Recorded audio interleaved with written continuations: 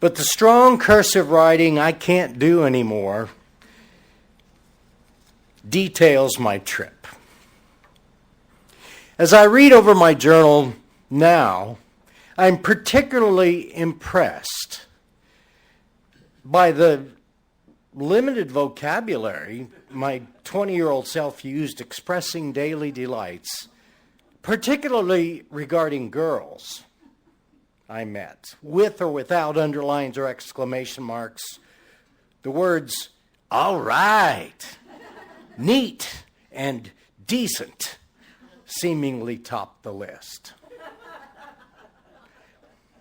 Anyway, at the beginning of the trip in 1977, I set out 3 general goals for myself. Number 1, I'd like to become less time-oriented. After 2 years and 2 summers of regimented class and job schedules, I took no watch.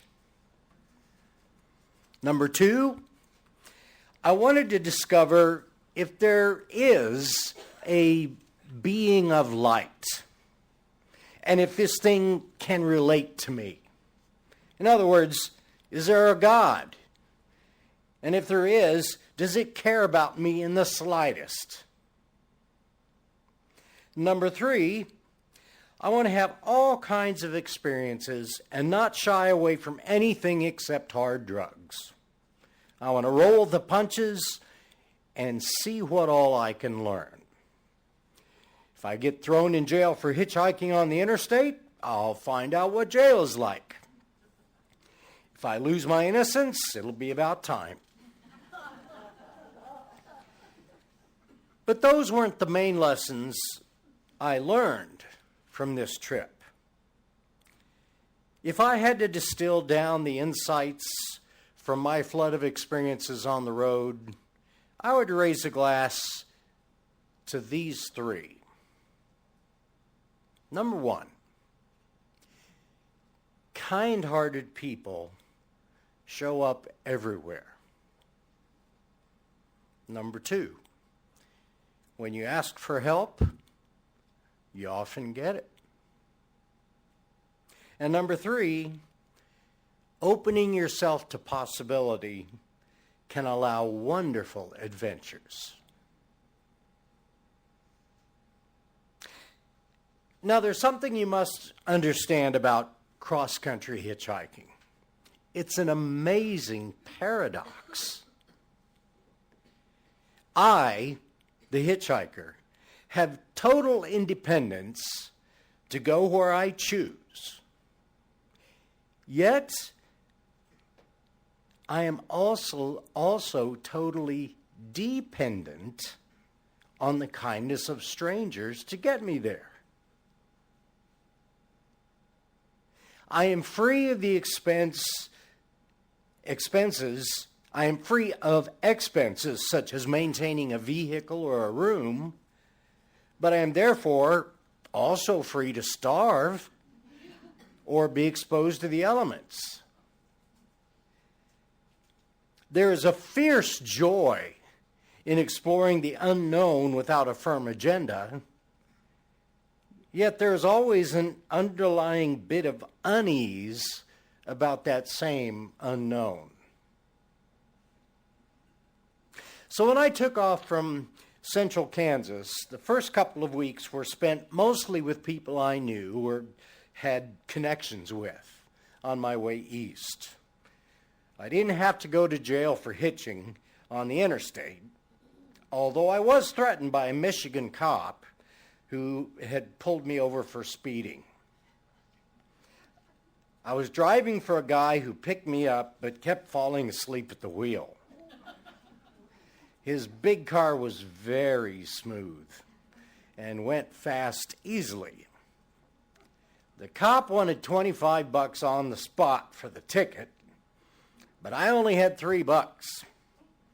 And not realizing he was trying to shake me down, I cheerfully agreed to go to jail. That really pissed him off. He spoke with the car owner and they came to a deal of $20. I gave the guy my $3 and He drove again, fully awakened by then, I guess. Often, people bought me breakfast or a sandwich. In Ohio, a kind man named Nate not only gave me a ride, he fed me, gave me his brother-in-law's name and address, and told me to look him up and stay overnight when I got to Massachusetts, which I did. Most folks who picked me up were gregarious and spoke of having hitchhiked themselves and seemed to enjoy hearing my story and liked the company. But in Rhode Island, I got picked up by two gentlemen in a late model car. They wore yarmulkes and were resistant to conversation. I told them where I wanted to go. The driver said, "No."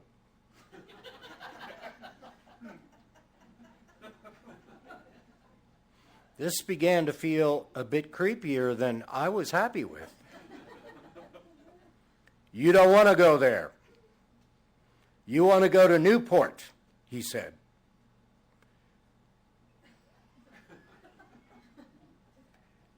Bjorn Borg is playing tennis there, and the qualifying runs for the Sailboat Cup races are going on. So I went to Newport. I didn't see Bjorn Borg or the sailboat races, but Newport was picturesque. Later that day, I ended up in a bar where I beat a guy in foosball twice, and he beat me once. Then, when Julie, the girl who suggested I just take them off, referring to my hiking boots, and just take them off and dance anyway, she said, I decided why not, and had fun dancing barefooted with her. Then when Julie didn't know, I asked the foosball guy if he knew any place I might crash for the night. It turns out he and 5 of his buddies were renting a place for a week, and they welcomed me. So Rogie, Bogey, Fitz, Chico, Puma, and Orb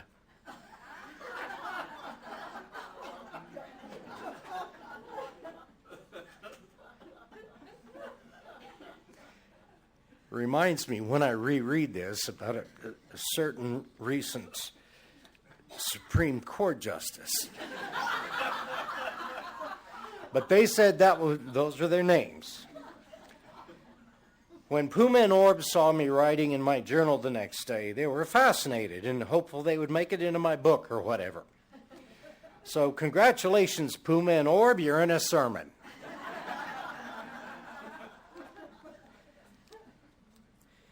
After I made it to Bar Harbor, Maine, and worked a couple shifts as a busboy, I headed back. Still was impressed with the kindness of strangers, the willingness of people to help when asked, and the adventures available to those able and ready to take a step toward boldness. I arrived in New York City on a steamy, rainy Saturday evening in early August.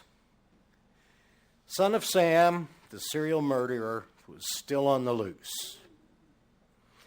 I ate something in Greenwich Village, then called everyone I knew or knew of in New York City on the payphones. Remember those? But the only response I got was one of those newfangled call recording machines, outgoing message, that helped me exactly zero and ate my dime. Remember calls for a dime? So I wandered the village in Soho on a hopping, if soggy, Saturday night, periodically retrying my phone calls, but getting no responses at all until I was getting a little panicked. I fell back on another of my lessons learned while living in New York 8 months earlier during a January term.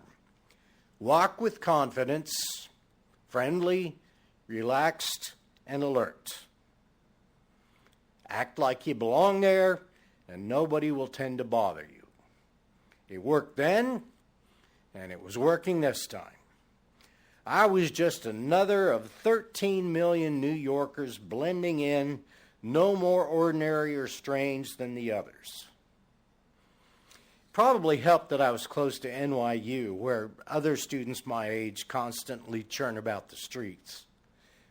In any case, as I meandered, I noticed a billboard with a number emblazoned on it, announcing, "Transients, call this number," and a Salvation Army symbol. I copied the number. As it got closer to 10 p.m., rain still spritzing, phones still ringing off the hook, I finally called the Salvation Army.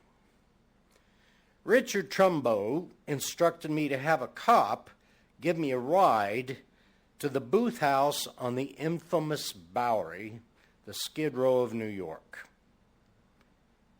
I didn't know how to convince a cop to give me a ride. They're not free taxis, are they? So I walked. Turns out I should have asked a cop for a lift. But Richard pulled some strings and allowed me to stay in a huge room subdivided into tiny, open-topped cells. Mine was number 655. That allowed me to hear clearly the radio from a few cells down and the man apparently dying from emphysema about 100 cells across, coughing his lungs out. But I'd gotten a hot shower and gotten off the streets and out of the rain, so I was pleased. Richard even brought me food for breakfast.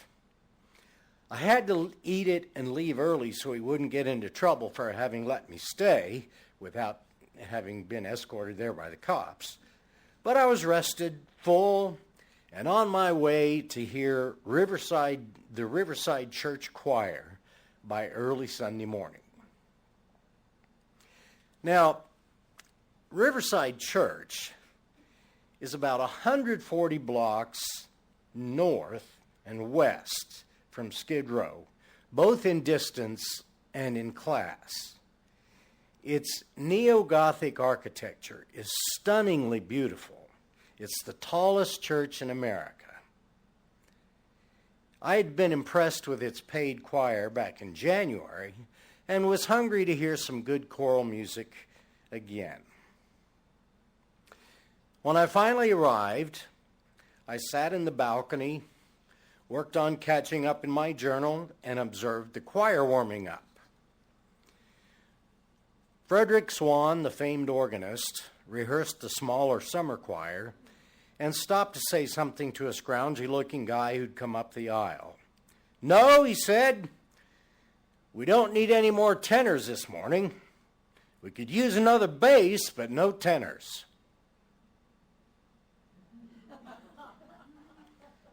I stashed my backpack with an usher, and in my T-shirt and hiking boots, strode up the aisle and asked in my deepest baritone, "Did I hear you say you needed another bass?" He asked, "Where are all these people coming from?" And I replied, "Kansas." And everyone laughed. But after sight reading like mad, I was given a robe and sang with the Riverside Church Choir. After having spent the night in the Salvation Army booth house on Bowery in Skid Row, I helped lead the service in one of the most famous churches in the whole country. What a mind-bending juxtaposition. But my day wasn't over yet. After the service, I got a sandwich and was eating it on a bench in the median of Broadway when someone walked by who recognized me, and I her. Someone I'd met briefly when I'd been there in January. Not impossible, But how likely that I'd run into Eleanor Bertlight by chance out of 13 million people? 100%, apparently. After we spoke briefly, I left and climbed a bunch of steps east of Broadway into Central Park, far north. Harlem, far north. There I found a group of black friends playing softball. They ranged in age from preteen to 40 to 50 and seemed to be enjoying themselves. I watched for a good bit, noticing that each at-bat side only got 2 outs. Because they had such a good time talking and ribbing each other and arguing about this and that, about the game and mostly about other things, few actual pitches got thrown. Then someone in the outfield would get tired of the whole thing, and while maybe the first person was still at bat, would yell, "2 outs!" And a new round of argument would begin. And they would finally compromise with, "Well, they may be 1 out, but they ain't no 2 outs." Over and over. So very little actual softball got played, but maybe the point wasn't really softball anyway. Anyway, after a while, I asked if I could join them.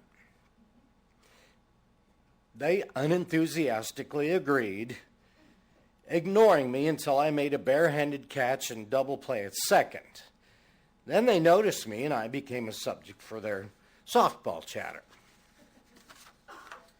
After an hour or two, the sky suddenly opened and huge drops of rain deluged us. I gathered my gear and hightailed it down the hill toward a small shelter, the only one in sight, and they accompanied me. The shelter was a small outdoor toilet that had long since ceased functioning, but had not ceased being used.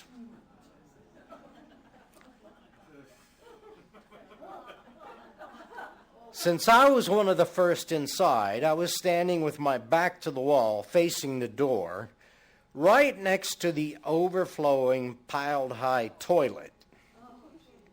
As the others came in out of the rain, they faced me. The younger ones were openly curious. Had they not seen many non-blacks before? They studied me. One asked me as the rain pelted the roof in an otherwise silent, stinky shelter, "Do you like us?"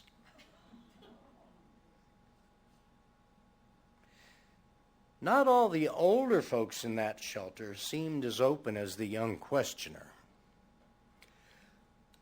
I dearly wished to avoid a dunking if I said something that hit somebody wrong. So I looked them in the eyes and honestly answered, "I don't know you guys, but you let me play softball with you, so that makes you all right in my book." Then Leo invited me back to play softball every Sunday if I wanted to, and Butch said to stop into the B&W variety store on 104th, and we chatted comfortably until the rain stopped.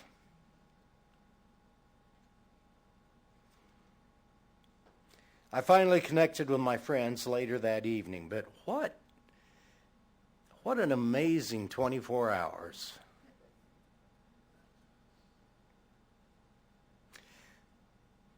So did I figure out if there was a being of light? Not really. Did I become less time conscious? Hardly. I just asked others what time it was. Did I enjoy sleep? But I did enjoy sleeping in more often. And did I roll with the punches? Yes, that I did, mostly. It was what made the trip so delightfully memorable. And what were my lessons? I'll repeat them, in the hope that you too might take some small use from them. Number one, kind-hearted people show up everywhere. Number 2, when you ask for help, you often get it. And number 3, opening yourself to possibility can allow wonderful adventures. Here's to your own kind-heartedness, the help you need, and your own adventures.